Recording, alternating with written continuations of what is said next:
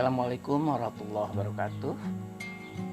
Selamat pagi, salam sejahtera untuk kita semuanya. Semoga kita semuanya selalu sehat, sukses, sejahtera, selamat selamanya, panjang umur dalam lindungan Allah Subhanahu wa Ta'ala, Tuhan yang Maha Esa. Sahabat-sahabat calon guru SD maupun para guru, video ini apabila bermanfaat, jangan lupa subscribe, like, komen, dan share. Mudah-mudahan video ini betul-betul bermanfaat bagi kita semuanya.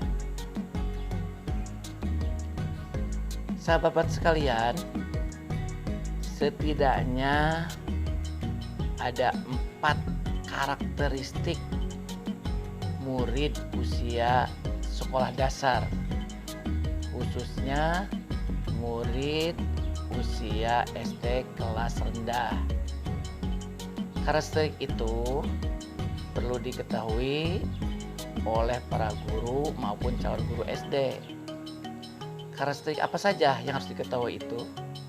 Yang pertama adalah bahwa anak usia SD kelas rendah, misalkan kelas 1, kelas 2, kelas 3 SD itu, karakteristiknya umumnya adalah yang pertama adalah anak senang ataupun suka bermain.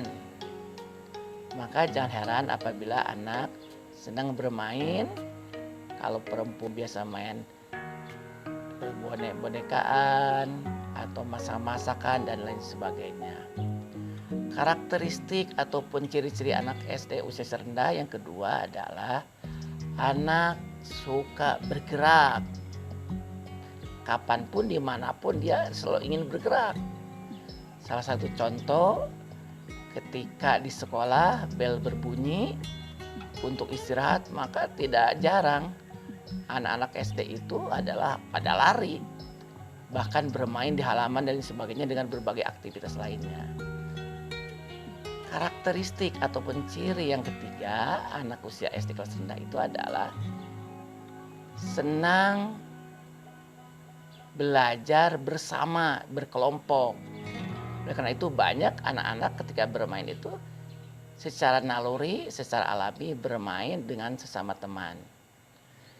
Apabila ada anak yang tidak ingin bermain berkelompok dengan temannya, artinya perlu ada perhatian khusus dari gurunya. Ada apa anak sehingga tidak bisa bermain, tidak bisa berkelompok yang lainnya.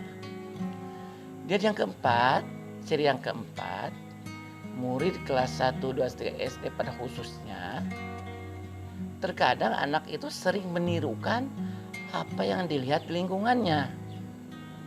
Salah satu contoh misalkan, apabila dia melihat di satu tempat ataupun seorang penyanyi di atas panggung ketika anak SD usia 1, 2, 3 itu, maka dia pas pulang ke rumah dia akan mencoba bernyanyi seperti yang dilihat di panggung tersebut.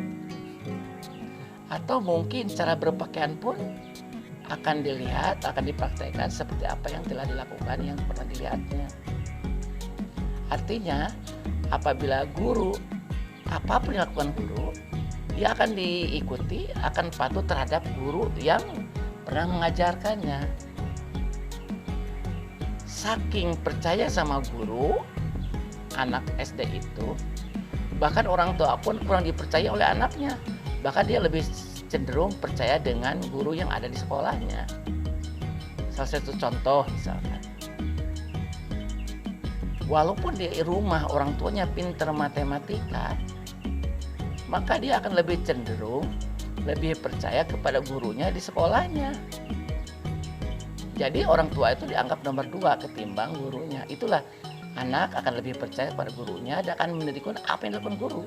Oleh karena itu, apabila guru melakukan ucapan, sikap, kata-kata yang salah, maka akan diikutinya karena anak itu akan menirukan apa yang dilakukan oleh guru atau lingkungan di media sekolah.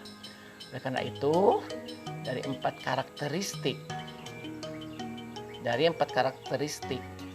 ciri anak-anak usia SD itu, Yang pertama adalah senang bermain, yang kedua sering bergerak, senang bergerak, lincah, yang ketiga adalah sering bekerja sama, dan yang keempat sering menirukan apa yang dilihatnya.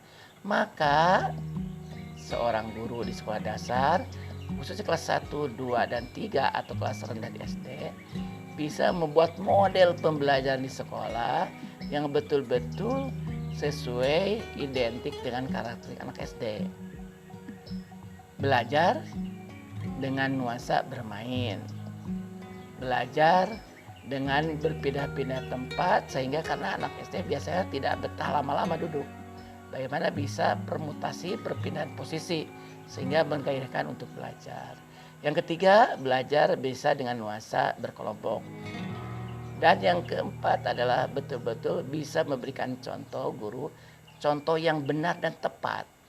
Tidak terjadi kesalahpahaman terhadap apa yang diucapkan, apa yang dilakukan oleh gurunya. Harus betul-betul ucapan, sikap, dan tindak yang benar. Itulah 4 karakteristik yang harus dikuasai, harus tahu oleh khususnya calon-calon guru SD, termasuk rekan-rekan guru SD yang lainnya. Demikian yang perlu disampaikan. Sekali lagi mohon bermanfaat. Apabila video ini bermanfaat, mudah-mudahan menjadi ilmu dan pengalaman bagi yang lain. Terima kasih. Mohon maaf atas kekurangannya. Tuan Ji Bahala, Pelih Ji Papa. Terima kasih. Assalamualaikum warahmatullahi wabarakatuh. Terima kasih.